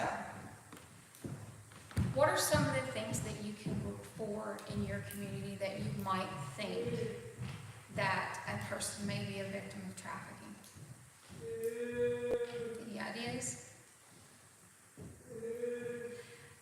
Let's see. Of course, most everybody is in here is adults, but you work with kids, right? Youth group. So if one of your kids that you see regularly, if you notice that they start dressing inappropriately, or maybe they're dressed, it's 40 degrees outside and they're in a tank top and shorts. It's, inappropriately dressed for the weather, things like that. Maybe they're carrying high-dollar handbags, and you know that their family can't afford those things. So just little things that you can look at, that you can question: the changes in clothing, the changes in behavior, the changes in the property that they have, or maybe that they start missing a lot of church or school or things like that. Sometimes pimps will put tattoos on their people that they, I don't want to say own, because nobody owns anybody else, but they treat them like they're their property. So one way that they identify is, as this, you belong to this pimp. It may be a particular tattoo. It might be a barcode, it might be a king, it might be whatever, just some tattoo that would identify that if you as a pimp see this female, you realize, hey, that's so-and-so's girl. Or other women that are, or girls that are involved in it, they can identify with one another, that you know who belongs where, and you don't cross territories, because again, you start messing with somebody's money and you have problems. The sex trade industry is second to drugs. Guns and human trafficking are real close together. The thing about a drug or a gun, a drug can be, once it's consumed, it's gone. So you pay whatever you pay, you use it, it's gone. A gun, you can resell guns, but it's usually to one person at a time. You're not going to see it constantly being reused by multiple people, But a body that can be sold repeatedly over and over and over. Again, you're looking at a lot of money, and it's in the billions of dollars. It's not just a little bit of money. I'm going to kind of wrap things up there, because again, I think it's a lot to digest in a short time. We can come back and do additional trainings if you like. We can talk about the details of the grooming. We can talk about some of the cases that are here in Kentucky, some of the things that, with a little research, we can look into, dive more into particular areas of interest. Yes, ma'am. If not me, if you want to read the things that Christians, we have 14 things that Christians can do, and I that Shared Hope did this, 14 ways Christians can make a difference, all righty? And we're going to, and then we'll close out after that. It says, I'm sorry. We'll do questions. Yeah, we have some questions, I'm sorry, yeah. We're not just gonna look at it here. No. Whether you have an hour, a day, or a week to dedicate, there is something for everyone. That was something I was getting ready to go into a little bit earlier. Here are 14 ways you can help. Number one, become well educated on this issue, first foremost, all right, always. Make sure you understand the issue and learn as much as possible about what life is really like for sex trafficking victims. I get emotional sometimes, I'm sorry. Then, educate others. Learn how to identify a victim of human trafficking or child sex trafficking and where to report it.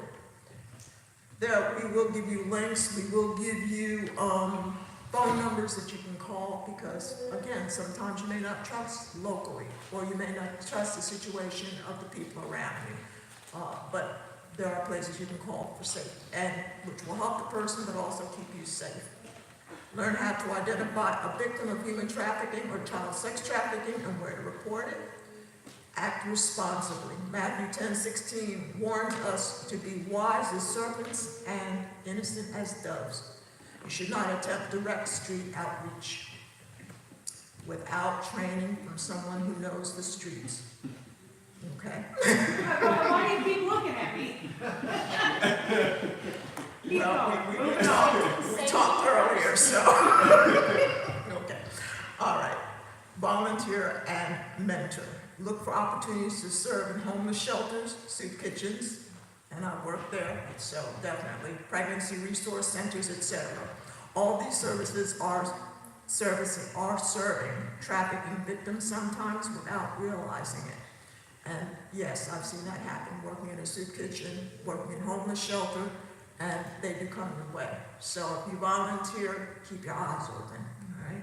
Develop a relationship with a service provider so they can get to know and trust you. For example, let them know that if a child expresses spiritual interest, you are available to mentor. Do a Bible study. Educate your fellow church members of community events and fairs. Encourage your congregation to use the Shared Hope Faith in Action Kit. And Bonnie will show you that because she's already purchased one. I believe you have it with you. Donate professional assistance. Shelters and outreach organizations may need doctors. If you have any kind of training as, how can I say it, as a counselor or anything like that, give your time. Because a lot of times people think, oh, they're already taken care of. No, they're not, all right? Or if you know somebody. Donate to your local trafficking or runaway shelter. One of the things Bonnie brought up, there are a lot of different organizations now that are getting involved. The bikers are one of them. They're one of them that caught the guy in Vine Grove. And I mean, you can actually find some of these people on Facebook, but be careful, all right, that you're not just getting some wacko. But there are organizations now that are drawing people in who are involved in this. Some of them are former, as she said, former law enforcement. Some of them are just people who are parents who said we've had enough. They've experienced or they've seen someone go through it. Donate to Shared Hope or call local organizations to find out what they need and help to raise necessary funds. That's something that just about everybody can do. Support state and federal legislation. Once again, I will stress this more and more. Make sure that you're not just leaving it in the hands of the politicians or your law enforcement or anything else. Make sure that you are out there letting them know that we are keeping an eye on what's going on. Not that they're doing anything illegal, but sometimes they need a good push. Sometimes they need a boot in the behind, okay? Just get out there and do what they need to do. But if you don't do something about it, and if you say, oh, we got so-and-so in office, that person will take care of it, that's foolishness. If we don't step up as citizens and do what we're supposed to do, they're not going to do what they're supposed to do. So I do stress that more and more. Write about it. if you write a personal blog, or if you have a newspaper that you work for, take part in your church newsletter publication, or develop other forms of media, consider addressing the topic of child sex trafficking and exploitation in your writing, and talk about it. Lead by examples, okay? So make sure that what you have learned here today, that you're gonna do like you do when you were first saved. You got saved and you wanted somebody else to come with you, all right? So do that regarding this, okay? And that is what we have for now. Then we're gonna have some questions, all right? Does anybody have questions? Is there anything more you want us to elaborate on, or you want to hear a few more stories? Survivor story? Is there any sort of program resources for these ladies when they get out of sex trafficking? Because if that's all they've known, they have no education, they have nothing, except the only business they know that makes money is that business. And I know ones who have left and gone somewhere, came from West Coast, went to Paducah, got changed, didn't have a job, went to Panama City and started their own business. And I feel like there's something missed. They had it, but something got missed. There are a number of facilities, and they're growing because we were so limited. We've been so limited with programs and organizations to help the victims, but they're trying to dive more into the long-term care. So let's say like the safe house that I work at, I volunteer at. Initially, it started with an idea, and it took 5 years to formulate into physically having a home set up and ready to bring in someone on an urgent basis. So to fit the immediate need of getting them safe. And it might be a week, or it might be 2 weeks, or it might be a month. But then you had to look beyond that, because now that you've got them out of that trafficking, and you're absolutely right, they don't have life skills. All they've known is the force, fraud, coercion, the beatings, the drugs, the compliance. So now you have to re-educate them, or reprogram, if you will, how to care for themselves, how to live without the drugs. So they got to get clean, and that's not something that you can do in a week. It's not something you can do in a month. It's going to take time for therapy, when we take a tenant into the safe house, like I said, we spent 2 hours just doing intake, and that didn't even scratch the surface. So then all day yesterday, staff is still working with this victim to figure out what needs. We've had tenants in the past, or victims in the past, that they don't have any credentials. They don't have an ID, they don't have insurance, they have no means of anything. So we try to meet all of the basic needs. So we've provided the shelter, we provide the food, we've provided the safety. Now you have to go beyond that, because then they need the medical care. Then they need the mental health care. So you have to get all of these things established, and then look beyond that. How do you get them to self-sustaining? So where we are, I think our longest tenant might have been about 4 months, and I'll share her story in a minute. But beyond that, it was like, we can only do so much in this period of time, and they need so much more care. So there are longer-term facilities that, let's get them to the next best step. So what's that next best step look like for this victim? And it may be different for this one than it is for this one than it is for this one. So there are longer-term care facilities. Some of those programs are a year, some of them are 2 years. But they have to agree to go in. They have to agree to the rules.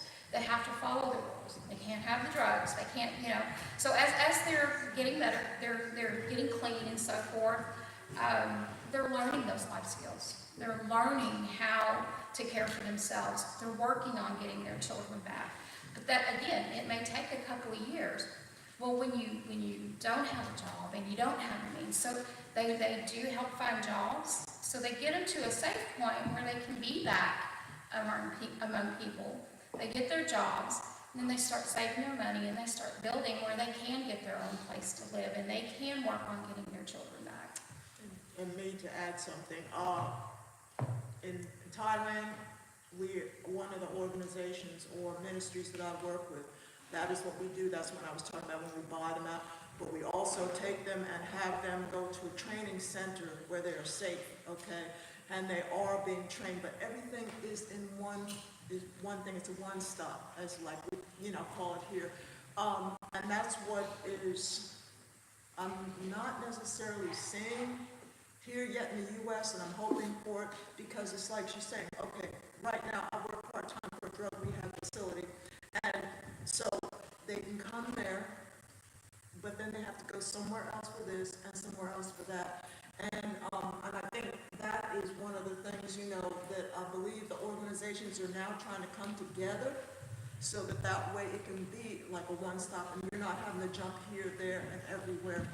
Get it here, get your treatment, get what you need, because not all of them are on drugs, but may need, all of them need the psychological, emotional, spiritual healing, okay?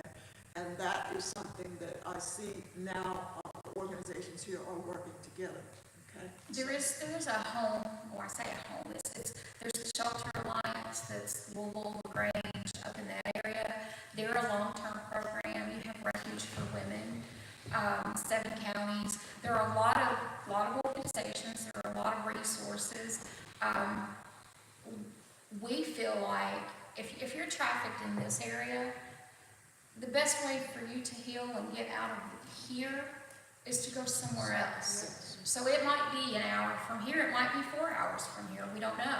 We just look for, not every person is gonna fit the mold, if you will.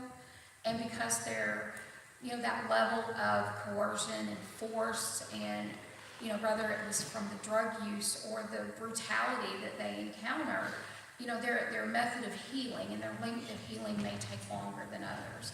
When you're experiencing that trauma and things trigger, you never know when those things are going to happen. So every person's next step is going to be different, and that level of the best place for them to fit into for long-term care, of course, how long their journey is for healing. We had a tenant who literally her trafficker left her for dead. He, along with 2 others, she ratted him out to Louisville Police that he had young girls in a hotel room. And so, there were 9 girls sitting around one hotel room waiting to be farmed out, so to speak. So her trafficker retaliated. He come after her. He shot her. She had 1 shot in the arm, 1 in her leg. He took a ball bat and back of the head, knocked her downstairs, broke her back. She was left for dead. She spent over a year at UK Medical Hospital. She came to us from her discharge and spent 4 months with us. She relives that trauma because that trauma is where her life basically, I don't want to say her life stopped, but she still believes that she has a relationship with her trafficker. She still believes that he can help her. So if she's not getting her way about something, she'll say, I'm going to call so-and-so. Or she'll call his mom. And our whole point is getting them away from him. Her trafficker and the 2 that assisted in her assault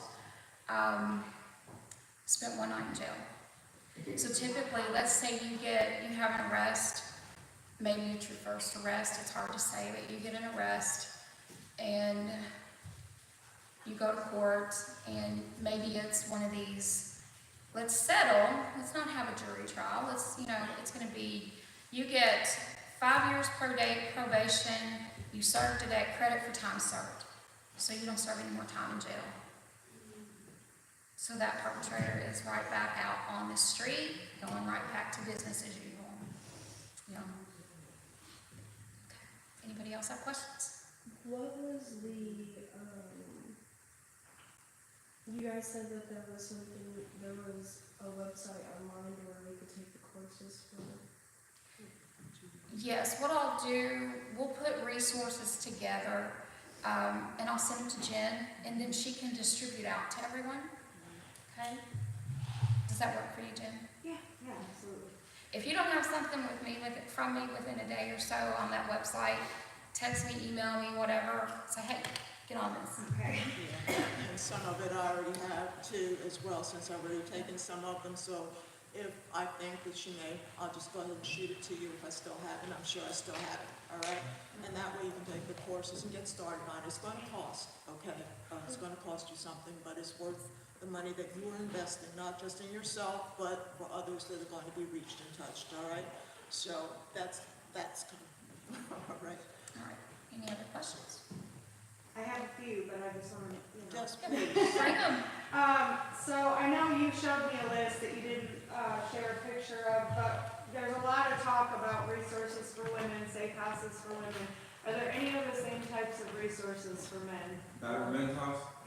With their wife beating? Well, we had a men's shelter in Hardin County, and it did not survive. I'm not sure why. I don't know what the politics behind it was. I've never heard of resources for men at the length that what they have for women. It doesn't mean that there won't be, because we know there are victims, survivors. Part of that is men will not admit. Yep. Okay? They're too macho to admit the fact that they're being trafficked. I mean, it's just happened. And so unfortunately, from what I understand as to why it closed, is they were not getting enough people to admit, to the situation was occurring, and they could not keep it open. Hopefully, that will change. I will say, as far as resources, perhaps not the care facilities like you see for women, but all the resources that you have for one trafficking victim / survivor, it goes both ways. It doesn't matter if it's a male or a female. If you know a male that is a trafficking survivor and they need resources, contact these places. I don't care that it says Shelter Alliance for Women, because men are too trafficked, boys are trafficked. If you have a youth up to, I think, 17, maybe 18, there's an organization in Louisville that they also are opening a field office in Meade County. It's called Safe Passage Kentucky, and it's a youth mentorship program. So if you think that you have a youth that is being trafficked and is looking for a way out and needs help, then reach out to Safe Passage Kentucky.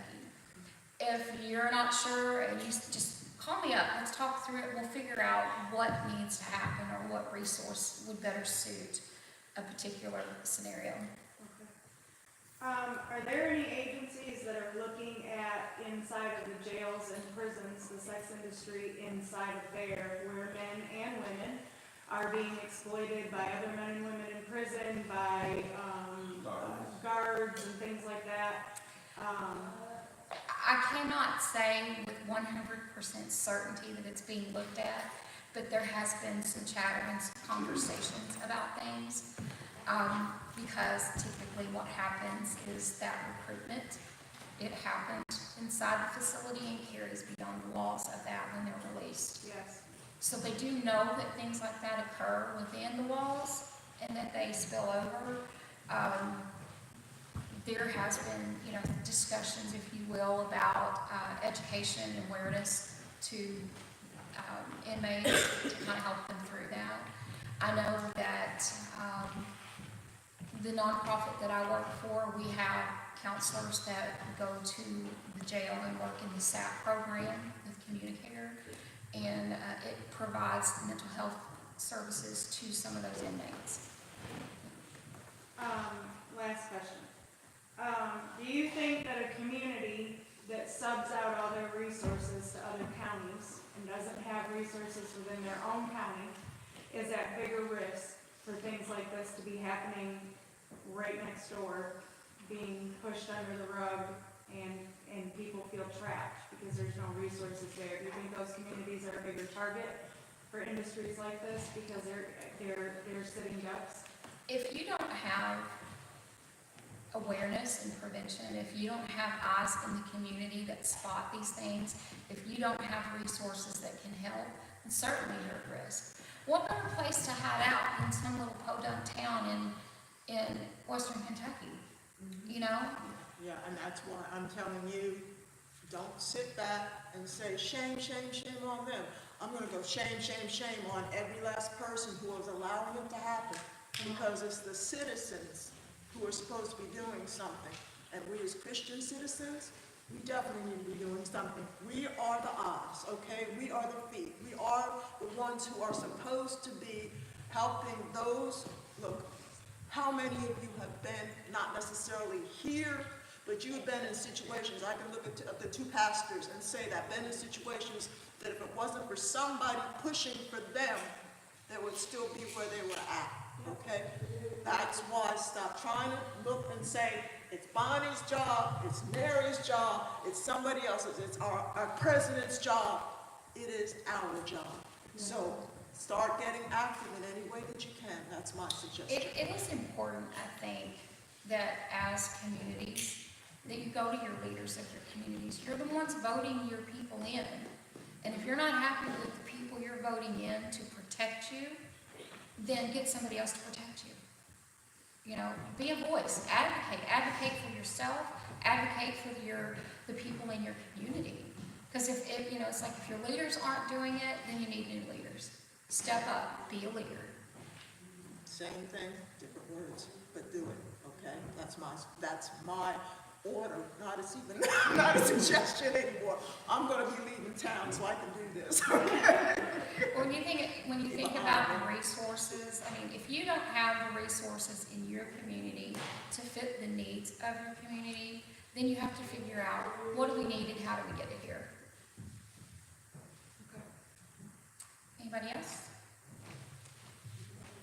I'm gonna throw in one last story, because it was something that she talked about, and we were talking about how our youth are being reached. This is a Christian family in California, and the mother calls me in panic, going, Mary, what you talked about sex trafficking. My daughter, who at that time was 12 years old, I just found out that she was being approached, all right? And this is how it happened. She had been online, but the guy got her phone number, once again, giving out information through gaming and all of this kind of stuff. He had an address. Mommy and Daddy were leaving town tomorrow to go on a vacation, a well-deserved vacation for their anniversary. He had her convinced, because of all the information that she had given, that she was going to get a husband just like Daddy. And she loved the relationship she saw between Mommy and Daddy, and she wanted that relationship. So what he told her is that if you're gonna wait, and I'm gonna come and get you, we're gonna get married, and you're gonna have a relationship just like Mommy and Daddy had. If Mommy had not taken a look at daughter's phone and saw the setup, when they came back from vacation, they wouldn't have had a daughter. Even though Aunt was coming over to watch daughter and son while they were gone. These people have ways of doing things, grooming, finding out information, especially now that we have electronics. Yeah. That will reach your children or somebody else's child that you would not even imagine. I'm going to go back to YouTube. You guys know that when you were out there were thoughts and ways that you knew how to do things that made you survive out there and made you thrive out there. But now you're using it for the kingdom, okay? Well, these people are they're not using it for the kingdom. Be aware. And she called me in a panic. You're right. What do? I said, call the police. Report them. What happens? They go to the police, and the police say, just like she talked about. I thought we had shut him down. You mean he's back out there again? Don't stop. Don't stop. Don't stop. Take it all the way to the end. Take it all the way through. Do whatever you believe needs to be done. Because if it's not your child or your sister or your brother or whatever, it could be somebody else's. That was left in my spirit to share with you, and that's where I am. Okay? One thing I do want to point out, in the resources from the back table, there's a page in there, it's called Identifying a Safe Adult. Check that out, you know, and while these people are supposed to be safe adults, just understand that they too can be perpetrators. But as a parent, you learn who you can trust, and you want your kids to learn who to trust. There's also information on there, so what does a safe adult look like? What does a sexual predator look like?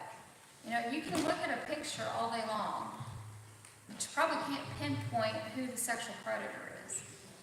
If I'd thought about it, I would have put something up there. I took this training, and in this training they had about 10 faces, and it was entertainers, it was people in industry and all of this.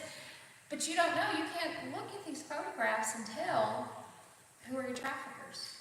And then you click on the picture and it tells you who they are and if they were a trafficker and how, you know, and there was a, I don't know, I don't want to speak to it because I don't have the information to show you. But if I find that, Jen, I'll send it, you can share it, it's fabulous. But just understanding what to look for. This is a good cheat sheet. Look over it, be familiar with it. One thing that stood out to me as I was reading this, if you observe someone in your child's life displaying predatory behavior, what is predatory behavior? How about stalking?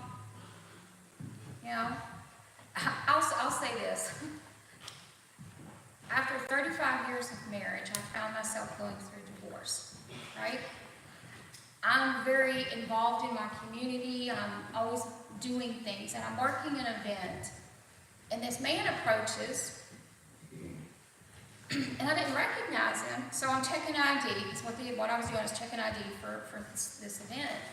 And it wasn't until when I realized the ID, I'm looking at the ID, that it was my ex-husband. He had grown his hair, he was wearing a ball cap. He wore ball caps.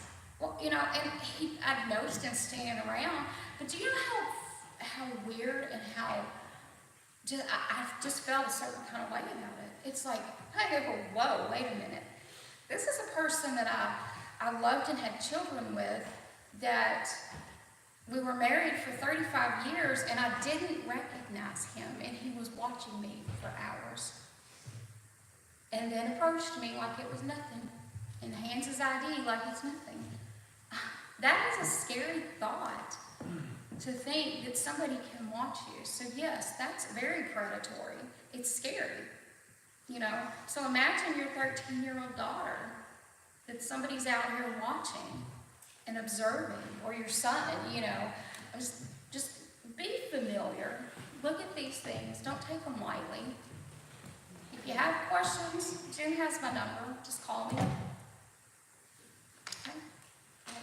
What about the stickers on the back of vehicles? Which ones? You know, my student is an honor student at such and Oh, such school. yes, great advertisement. Thank Yeah, you. you're telling where your kids kids. and all their names. Yeah, here's another one for you. GoFundMe accounts, money.